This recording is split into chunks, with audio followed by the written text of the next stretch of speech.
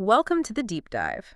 This is where we take those really complex, sprawling topics, the ones that feel overwhelming, and try to break them down into something actionable, something insightful for you. Have you ever, found yourself staring at a new programming language maybe, or dreamt of finally tackling Mandarin, or even just tried to get your head around the latest AI concepts, only to feel like it was this insurmountable mountain? Oh, As if mastery was just reserved for some rare innate talent or demanded years of just grueling, soul-crushing effort that only a few people could actually endure. that feeling is not only universal, it's a deeply ingrained perception. Unfortunately, it's often rooted in a pretty fundamental misunderstanding of how complex learning actually works. Right.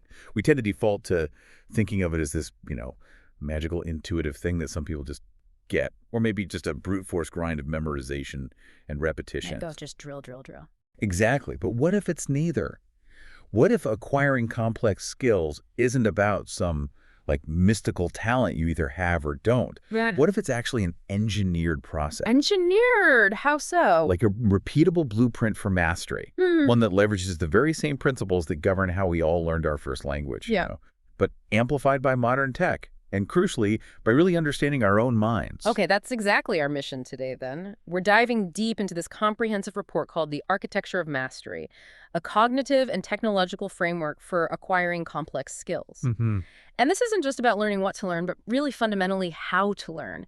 It draws these powerful, actionable insights from cognitive science, psychology, and cutting-edge technology. Right. Our goal here is to pull out the most surprising, the most practical insights, and give you a tangible shortcut to becoming a truly effective learner, what the report calls a meta-learner. Think of it like a systematic deconstruction, really. We're breaking down what it truly takes to go from being a complete novice to a genuine expert in, well, pretty much any complex domain you choose. Okay. We'll look at the predictable timelines involved, the sort of universal grammar that seems to underlie all learning, the incredible power of true immersion, and maybe most importantly, how to conquer those very real psychological barriers that trip up so many learners. Even the really motivated ones. Especially them sometimes. It's a journey to understand the science of learning itself so you can consciously build your own sort of robust personal architecture of mastery. So if that feeling of being overwhelmed is universal, where do we even start? How do we begin chipping away at this mountain? The report kicks off by tackling a huge misconception, doesn't it? It does. The idea that learning is this quick, linear march to expertise. Right, like a straight line up. Yeah, and it's just not like that. Instead, it introduces what they call the chronology of competence, which immediately sets a more realistic and I think ultimately a more empowering expectation about the whole process. Okay, so realism first. That sounds fundamental. It's absolutely crucial. Before you even start trying to master something complex, you need a realistic handle on the time and effort involved. Without that grounding, discouragement sets in really fast when those initial easy gains inevitably slow down. Which they always do. Always. So the report uses this excellent data-driven framework to quantify things, drawing from the U.S. Department of State's Foreign Service Institute, the FSI. Ah, the FSI. Yeah, you hear about them a lot. They're often cited as the gold standard for language learning benchmarks, right? Training diplomats for decades. Exactly. Their benchmarks are rigorously tested because they have to be. Their goal is getting people to professional working proficiency. Which I assume means more than just, ordering a coffee and asking where the bathroom is. Precisely. It means you can navigate routine social demands, handle limited work requirements with confidence. So the FSI categorizes languages based on how distant they are, linguistically and culturally, from English. Okay. And they provide these incredibly data-driven estimates. Okay, so break that down for us. What are these categories? Sure. So category of languages, these are the ones most closely related to English, structurally speaking. Think Spanish, French, Italian, Portuguese, Swedish. For those, they estimate about 24 to 30 weeks of study. Okay, 24 to 30 weeks. How many hours is that roughly? That translates to roughly 600 to 750 dedicated classroom hours to reach that professional working proficiency level. Wow, okay. 600 to 750 hours. That's already a serious commitment, even for the easy languages. It is, and then you move up. Category 2 languages. German is the main example here.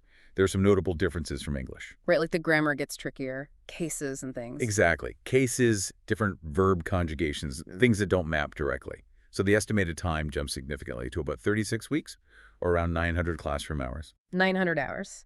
Okay. And then category 3, the hard ones. Yes, Category 3 they call hard languages, significant linguistic and cultural differences. This includes languages like Russian, Hindi, Greek, Polish, Vietnamese. So different alphabets, maybe? More complex sounds? All of the above. Different alphabets, complex phonetics, entirely different sentence structures sometimes. Here, learners are looking at around 44 weeks, which is about 1,100 classroom hours. 1,100 hours. Getting pretty intense now. And then there's super hard ones, right? I've heard those are just a whole different ball game. They really are.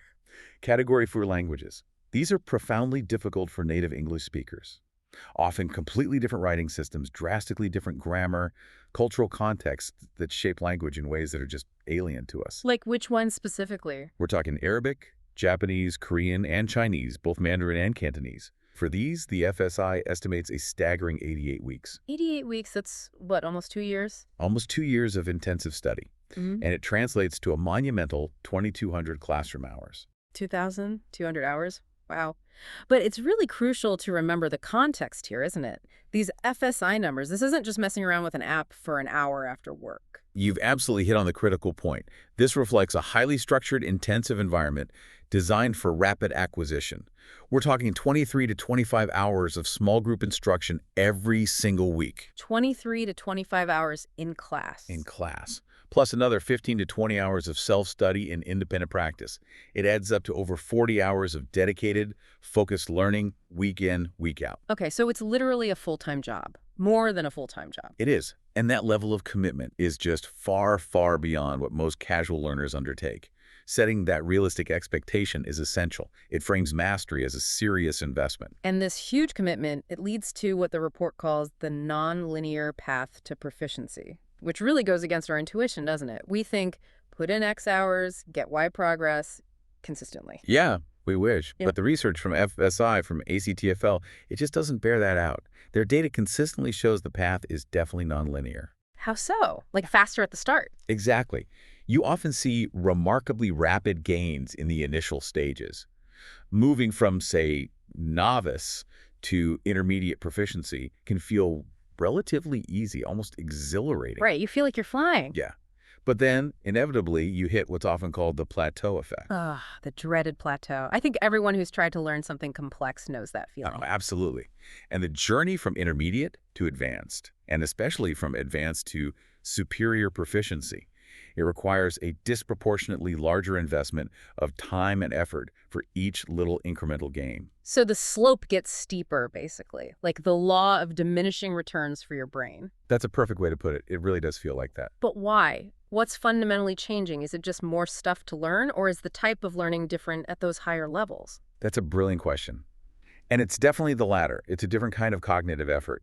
Higher levels demand much more than just a bigger vocabulary or more facts. They require a deep mastery of really complex grammatical structures, nuanced cultural understanding, the ability to engage in abstract, spontaneous discourse. Stuff that doesn't have simple rules, necessarily. Precisely.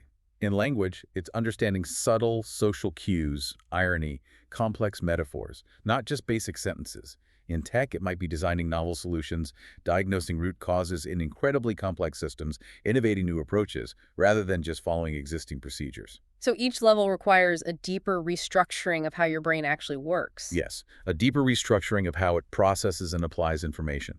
The learning curve steepens because the cognitive load increases exponentially. It's simply harder won. Got it. So those FSI timelines are averages for motivated people in an intensive setting. But individual progress, it must vary wildly, right? What are the big variables of velocity that influence how fast someone actually moves along this path? Yeah, there are several key factors. Aptitude and prior linguistic knowledge definitely play a role. Some people just seem to pick things up faster. But importantly, if you've already learned one foreign language... Yeah, we learn the next one fast. Significantly faster, usually. Yeah. Because you've already developed those meta-learning skills.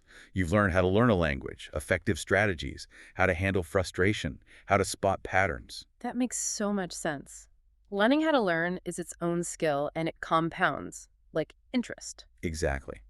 But the report really highlights motivation as perhaps the single most important overriding factor, your why. Your reason for doing it in the first place. Right. If it's intrinsic, a clear, compelling personal goal, like a career change, moving abroad, connecting deeply with a loved one, that creates this powerful, self-sustaining accelerator. Versus just, oh, it might be nice to speak French. Exactly. Vague or purely extrinsic motivation, like maybe getting a small bonus at work, often leads to flagging commitment when things get tough, which they will. It's that internal fire that pushes you through the plateaus. I think we've all felt that difference. That initial buzz wears off unless the why is strong.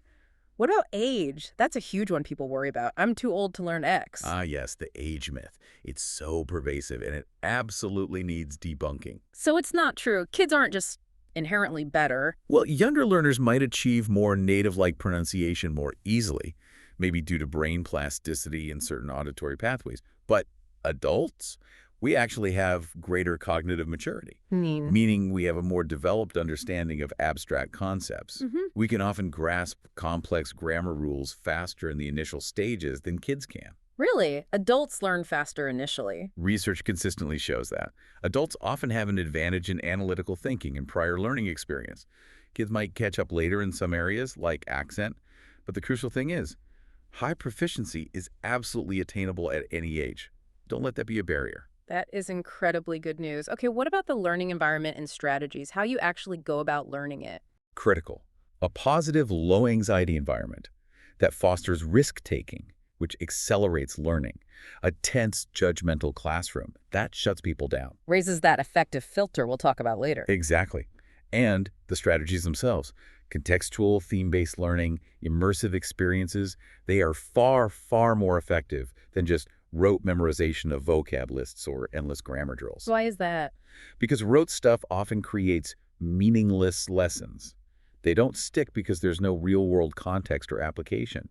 The brain just doesn't engage deeply enough to form strong memories. You need relevance. Makes sense. Connecting it to meaning. Yeah. And personality. Does being an extrovert or introvert matter? It can influence the path, yeah.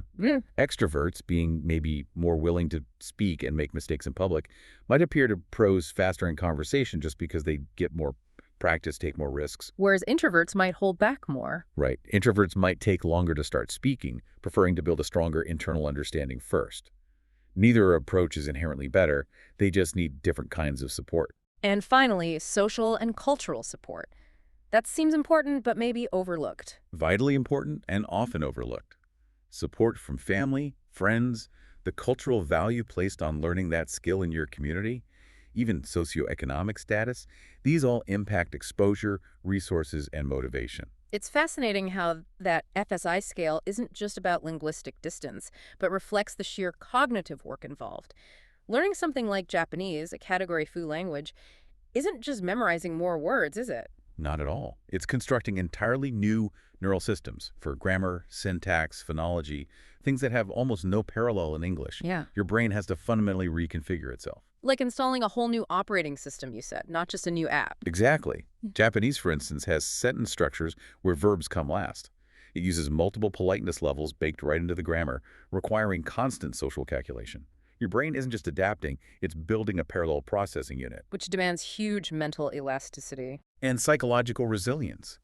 You're overriding deeply ingrained habits. That requires more sophisticated strategies just to manage the sustained cognitive load. And this leads to that powerful feedback loop idea, right? How motivation and progress feed each other. Yes. High motivation drives you to seek out immersive situations. That forces you to take communicative risks, even small ones.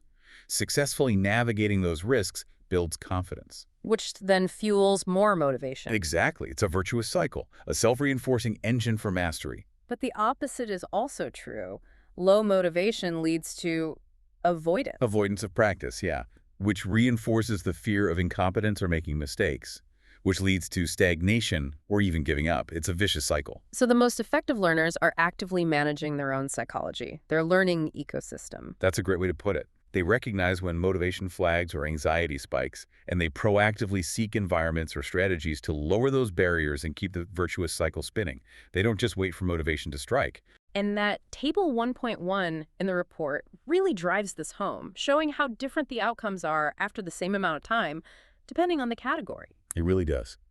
After 24 weeks of that intense FSI schedule, someone learning Spanish might hit advanced high fluent conversation, but someone putting in the exact same effort on Japanese, they might still be intermediate mid or high, handling basics, but far from fluent. Because the cognitive effort is just orders of magnitude greater. Precisely. It hammers home that nonlinear reality. Okay, that perfectly sets up our next section, the universal grammar of learning.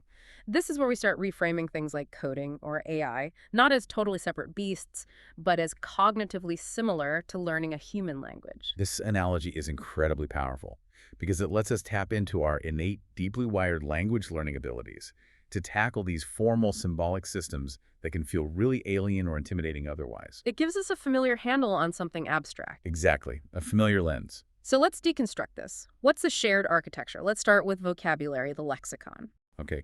In natural language, that's our words. Nouns, verbs, adjectives, the building blocks. In a programming language like Python, the vocabulary is things like keywords for if, built-in functions, print, len, variables, data types, string, integer. And making a mistake with vocabulary can cause problems in both. Big problems, like the report mentions confusing yo soy embarazada, I am pregnant, with estoy avergonzada, I am embarrassed. In Spanish, that's a major semantic error from a vocabulary mix-up. Right. And in programming, if you try to add a number to a word, a string, You get an immediate type error. The computer basically says, nope, wrong word type for this operation. It's a blunt, instant vocabulary check. unambiguous feedback. Okay, what about grammar or syntax, the rules of sentence structure? Right. English has rules like adjectives usually come before nouns, the red car. Python has rules like using indentation strictly to define code blocks, or colons after statements like if or def. And if you break these rules, in speech, it might just sound weird or be confusing. But in programming, instant syntax error. The compiler or interpreter just stops. It says, I literally do not understand the structure of what you wrote. So the computer acts like this brutally honest, non-judgmental, instantaneous language tutor for grammar. It's the perfect description. It forces you to master the syntax before you can even move on. It's an incredibly tight feedback loop, which, frankly, many human language tools could learn from. No kidding. Okay, so vocabulary, syntax. What's next? Meaning or semantics. Right. A sentence can be grammatically perfect, but still make no logical sense. Chomsky's famous example. Colorless green ideas sleep furiously. Syntactically perfect, semantically nonsense. Exactly. And in programming, this is your classic logical error. The code runs, no syntax errors, the computer understands the structure. But it does the wrong thing. The output isn't what you intended. Precisely. Like the example of adding the strings 1 and 3. The syntax for string concatenation with plus is correct. But if you meant to do math, the semantic result 13 is wrong. Your logic, your meaning, was flawed. Got it. And finally, fluency and idiomatic expressions. This is where deep mastery shows up. Yeah, moving beyond literal word-for-word stuff. In natural language, it's using culturally specific idioms, understanding the implied meaning. Like that Spanish phrase, pones las pilas, literally put in one's batteries, but meaning get cracking or get serious. Okay. How does that translate to code? In programming, it's about using efficient, elegant, widely accepted constructs, code that feels Pythonic or idiomatic in that specific language. Like using a list comprehension in Python instead of a longer, more clunky for loop. Exactly. It shows a deeper, more native-like understanding. The code doesn't just work. It flows naturally and efficiently according to the language's conventions. It demonstrates real fluency. This whole reframe is huge, especially for debugging. It takes it from being this frustrating chore To a high-level cognitive exercise, a deep form of semantic analysis. You're not just finding a typo, you're figuring out why the meaning went wrong. why the story the code was telling didn't make sense. Precisely. It suggests debugging should be taught not as fixing mistakes, but as mastering semantic meaning and logical flow. It turns frustration into a powerful diagnostic learning opportunity. This linguistic analogy flows so perfectly into the next big idea, the immersion principle. But the report stresses this isn't passive exposure, right? It's active engineering. That's the critical distinction, yes. True immersion is an active, deliberate learning methodology. It means consciously engineering an environment where you are constantly surrounded by the target skill language, code, whatever, in a meaningful, contextualized way. Forcing continuous engagement and application. Exactly.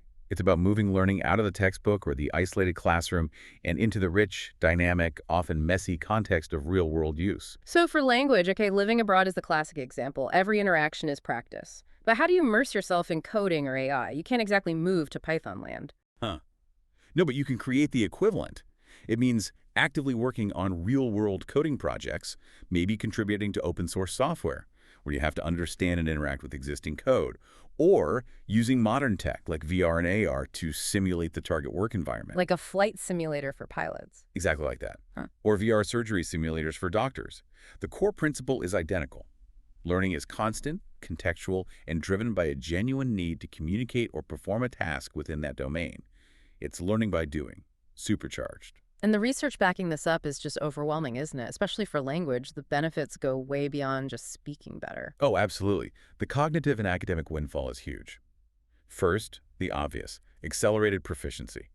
Immersion is consistently shown to be the fastest, most effective path to fluency, especially for comprehension and speaking skills. More time immersed actively, higher proficiency, simple correlation. You're not just studying the language, you're living it. Precisely. But beyond that, there are these profound, enhanced cognitive skills. Things like better problem solving, mental flexibility. Creativity, attention control. Yes, all of those. And overall executive function. When you're bilingual, your brain is constantly managing two systems, inhibiting one, switching fluidly.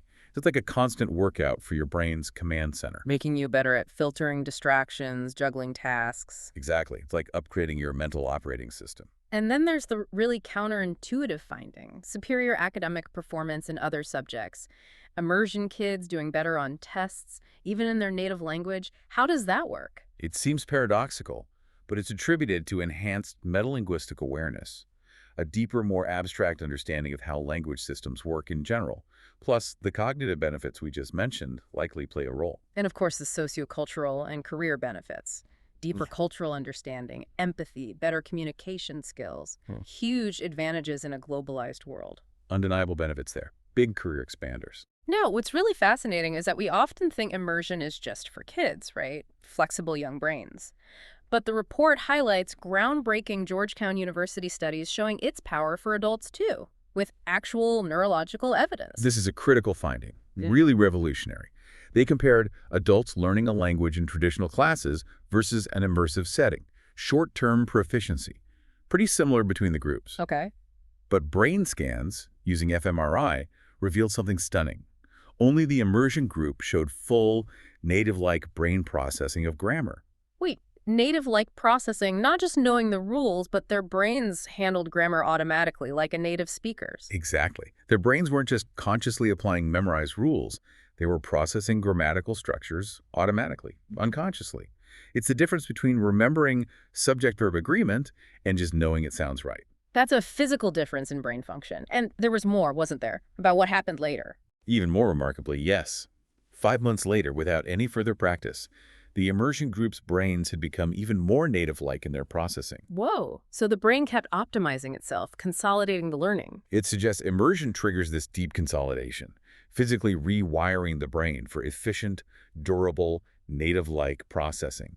It's not just a teaching method, it's a neuroarchitectural change. Yeah. And it works for adults. That fundamentally changes what we thought was possible for adult learners. You can rewire your brain.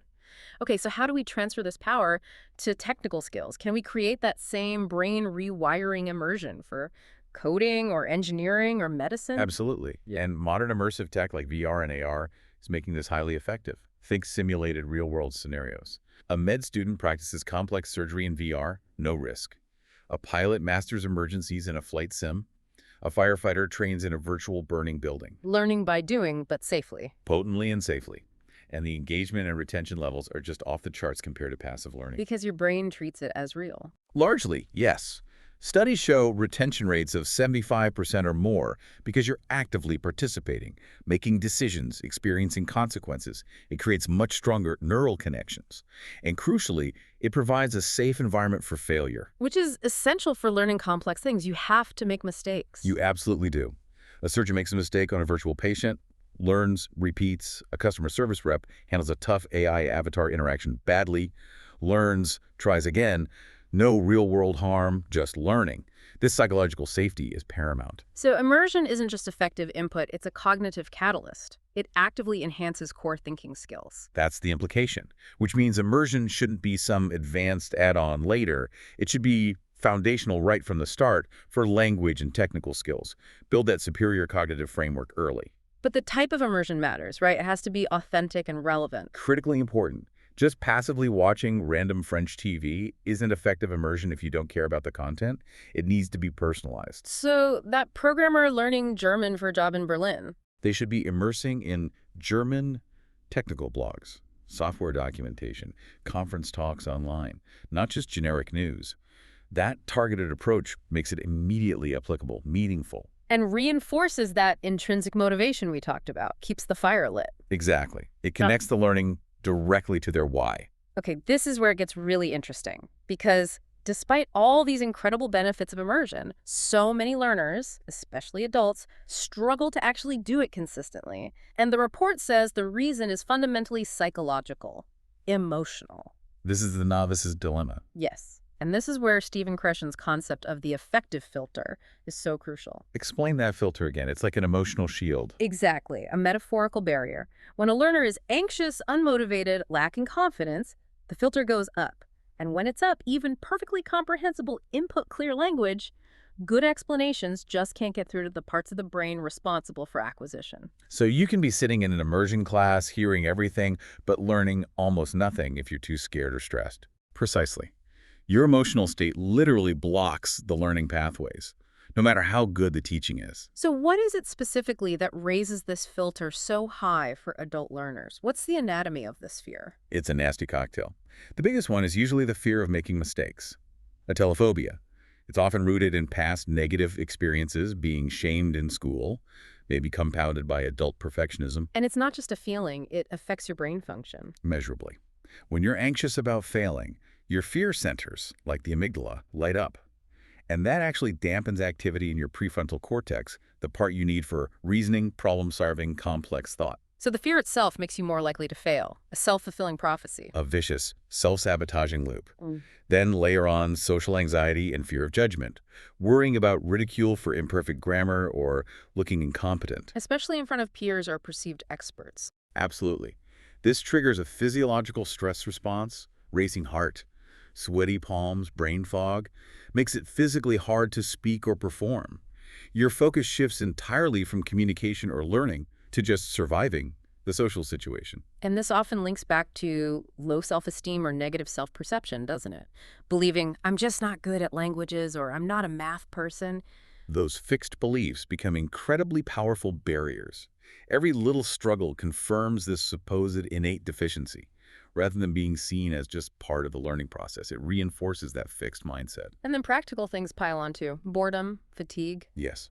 Boredom from unengaging content, cognitive fatigue from being overwhelmed by unknown input, these reinforce feelings of inadequacy and make you want to just retreat. Which leads to this competence paradox. You want to be competent. Competence requires practice. Practice involves mistakes. But the fear of mistakes stops you from practicing. It's a profound psychological trap. The desire for competence, when it gets twisted by perfectionism, ironically blocks the path to competence. So the first skill a novice really needs to learn isn't vocabulary or syntax, but emotional regulation. That's exactly what the report argues. Developing the psychological resilience to tolerate the discomfort of being incompetent, of feeling foolish. Learning to reframe mistakes, not as judgments on your worth, but as essential data points for improvement. Shifting from I failed to I learned. Precisely. It's about managing that internal emotional state first. This also reframes the silent period in language learning. It might not always be strategic listening. Sometimes it's just fear-based paralysis. For many anxious adults, yes. It's the effective filter slammed shut. It directly counters the active engagement immersion requires. So the challenge isn't just encourage them to speak, but create genuinely psychologically safe environments. Exactly. Environments, classrooms, practice partners, technology where the filter is low enough that learners feel safe to try, to stumble, to make those necessary mistakes without debilitating fear. The environment has to actively invite imperfection. Which brings us perfectly to the antidote, the growth mandate. To be good, you must first be bad. A radical reframing, embracing incompetence as necessary, valuable, non-threatening. This is the core mindset shift needed to break through those fears. And there's a fantastic quote from American football coach Art Williams that captures it perfectly. It's the quote. He said, "Remember, before you can be great, you've got to be good. Before you can be good, you've got to be bad. But before you can even be bad, you've got to try." Oh, I love that. It breaks it down. Trying, being bad, being good, being great. It just normalizes that bad phase. It validates it. It's not failure. It's stage 2. Exactly. It takes the shame out of it, makes it an expected part of the sequence. It echoes John Steinbeck, too, from East of Eden. And now that you don't have to be perfect, you can be good. Letting go of perfectionism is the key to unlocking progress. It frees you up to actually learn. And this folk wisdom is formalized by Dr. Carol Dweck's research on growth mindset versus fixed mindset, right? Perfectly formalized. A fixed mindset is that belief that abilities are innate, set in stone. Challenges are threats. Mistakes are proof of failure. Effort means you're not smart enough. Which directly fuels all that anxiety and fear, raises the filter. Precisely. But a growth mindset is the belief that abilities can be developed through dedication, smart strategies, persistence. So challenges become opportunities. Opportunities to learn and grow. Mistakes aren't verdicts. They're invaluable data. Effort isn't a sign of weakness. It's the path to mastery. It's shifting your core values from innate talent to the process, the effort, the trying. Yes. Redefining failure as a necessary, even inspiring catalyst. Okay, but how do we do this? What are practical strategies to actually cultivate a growth mindset when that fixed voice starts whispering doubts? A simple but incredibly powerful tool is to reframe internal dialogue with yet. That negative thought, I can't do this, consciously add yet at the end. I can't do this yet. Just that one word changes everything, turns a verdict into a temporary state, implies future possibility. It really does. It shifts your brain's interpretation. Another key strategy, normalize struggle, that feeling of difficulty. That's not you being inadequate. It's your brain physically changing. It's the physical sensation of your brain forming new connections. Reframe it. This feeling of it being hard is the feeling of my brain getting stronger. It turns discomfort into a signal of progress. That's powerful. Okay, what else? Embrace mistakes. Embrace mistakes as learning opportunities. Actively seek them out even. Research shows mistakes followed by corrective feedback stick better in memory. So be grateful you found a weak spot you can now fix. Instead of shame, gratitude. And focus on the process. Focus on process, not just the outcome.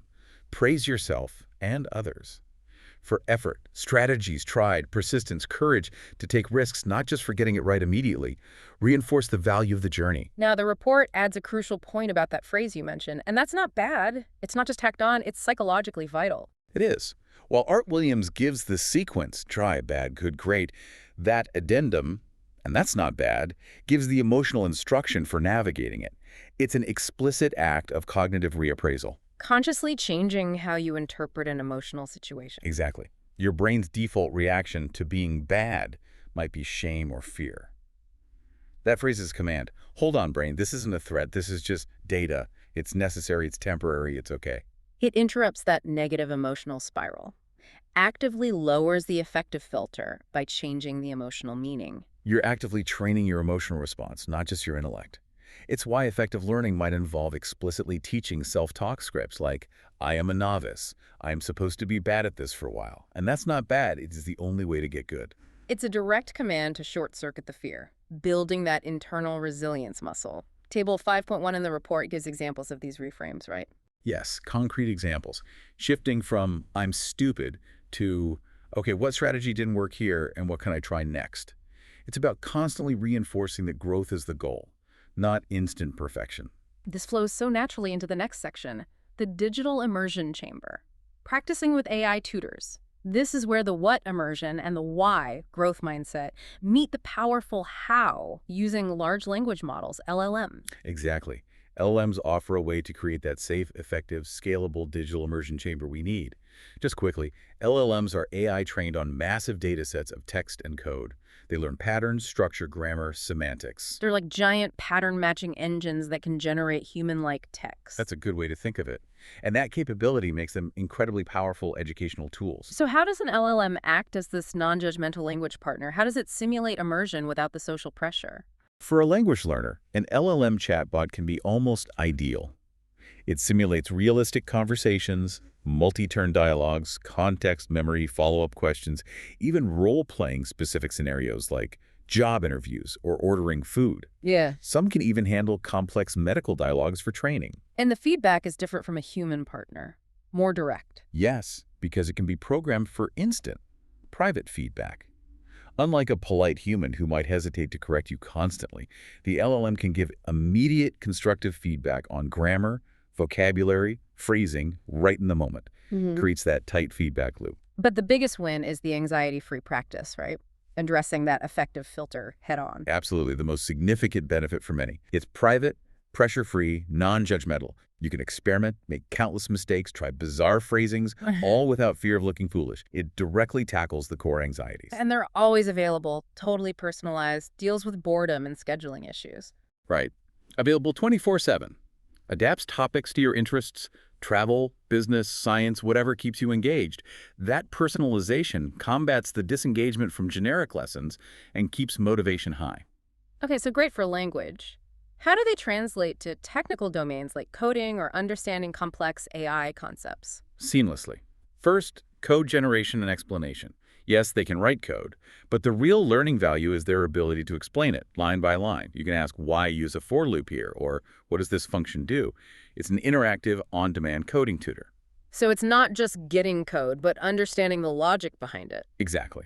They can also be a collaborative debugging partner. Paste your error message or code that runs but gives weird results. Ask the LLM to find the bug and explain the underlying logic error. Reinforces syntax versus semantics and builds your own debugging skills. Like looking over an expert's shoulder as they debug. And for abstract concepts. Fantastic for concept exploration. Things like neural networks or quantum physics. Ask for explanations at different levels, simple analogies, multiple examples until it clicks. It's like a personalized, interactive textbook that adapts to you. Okay, but the report includes a critical word of caution here, doesn't it? About not letting them become crutches. Absolutely vital. LLMs are tools for understanding and accelerating your own learning. They are not replacements for thinking or problem solving. If you just copy-paste AI code without understanding it? You're not learning. You're creating fragile knowledge. A programmer who can't debug AI-generated code isn't really a programmer. The goal must always be to deepen your own understanding, build your own internal models. But used correctly, they democratize access to what the report calls high-quality failure, right? That seems like a huge deal. It's a fundamental shift, a massive equity enhancer. Traditionally, getting expert feedback, especially repeated feedback, is scarce and expensive. LLMs change that. A learner can now practice, make a mistake, get immediate expert-level corrective feedback, try again. Repeating that loop hundreds of times if needed at virtually no cost. It provides a volume and quality of interaction previously unimaginable for most people. Making high-quality learning, that essential bad phase practice, accessible to almost anyone. Exactly. It helps learners move through that difficult phase much more efficiently. Okay, which brings us to the final piece, the capstone. The Feynman capstone. Solidifying knowledge through teaching.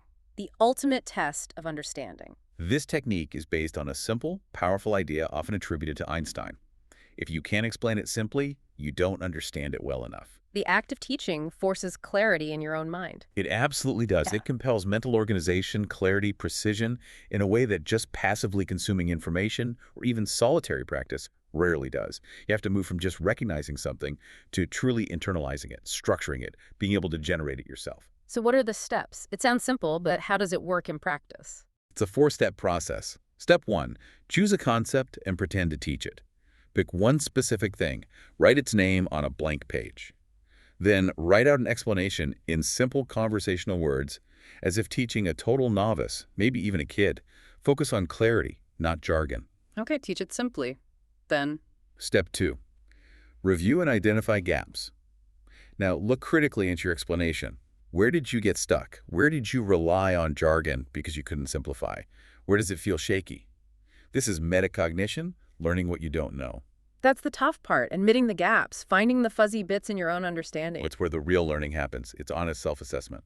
Step 3, Return to the source material and fill the gaps. Go back to your notes, the book, whatever. Relearn those specific weak points you identified. Then refine your explanation on the page. Shore up the foundations. And the final step. Step 4. Simplify and create analogies. Rewrite it again. Remove all jargon. Use the simplest possible language. Create analogies. The acid test. Could a curious 10-year-old get it? If not, repeat. The simpler you make it, the deeper your understanding. Why is teaching so powerful cognitively? What's the science?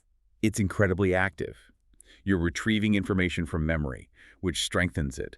You're organizing it coherently, which structures it. You're simplifying it, which forces you to identify the core essence. It's active construction, not passive reception. Exactly. It creates stronger, more durable neural pathways. It involves encoding, storage, retrieval practice all at once, arguably the most effortful and therefore most effective form of learning. So the Feynman technique is really the culmination. Immersion gives input. AI tutors give safe output practice. Feynman is the highest form of output. Synthesis, organization, creation. It's the logical capstone, yes. It forces you to transition from being a consumer of information to a producer of knowledge. It proves true internalization. And the learner, who was once struggling through that bad phase, Now becomes a source of clear, comprehensible input for the next learner. They haven't just built their own architecture of mastery, they've become an architect for others. what an incredible systematic journey. The core message seems crystal clear. Getting good at complex stuff isn't magic or just brute force. It's an engineered process. Mastery itself is learnable. Absolutely. It combines cognitive science, psychological resilience, and smart use of technology. So let's distill the actionable recommendations, your personal blueprint. First, scope the journey with realism. Use frameworks like FSI. Understand the true scale of work. Critically, expect nonlinear progress. Manage expectations. Second, adopt the linguistic model. Treat any new skill like learning a language, focus on its vocabulary, its syntax, its semantics. Third, commit to an immersive strategy. Engineer your environment for constant, relevant, authentic input. From day one, rewire your brain early. Fourth, anticipate and diagnose psychological barriers. Recognize that fear of mistakes, fear of judgment, the affective filter is likely your biggest obstacle. Learn to spot when it's high. Fifth, deploy the mindset solution. Actively cultivate a growth mindset. Internalize, to be good, you must first be bad, and that's not bad. Use reframes like yet. Keep that filter low. Sixth, leverage the technological accelerator. Use LLMs as your digital immersion chamber. Anxiety-free, high-volume, personalized practice and feedback. Use them wisely. And seventh, cement mastery through the Feynman capstone. Commit to teaching the concept. Test, synthesize, and solidify your understanding by explaining it simply. It's a comprehensive, empowering framework, not just for learning one thing, but for becoming a master learner. So our final thought for you, the listener, reflect on a complex skill you've wanted to master maybe for years, but felt intimidated by. How might reframing your internal dialogue, approaching it through this architecture of mastery, change that journey for you, starting today? What's one small, maybe even imperfect step you could take right now to embrace being bad on your way to being truly good? The answers and your potential might just surprise you.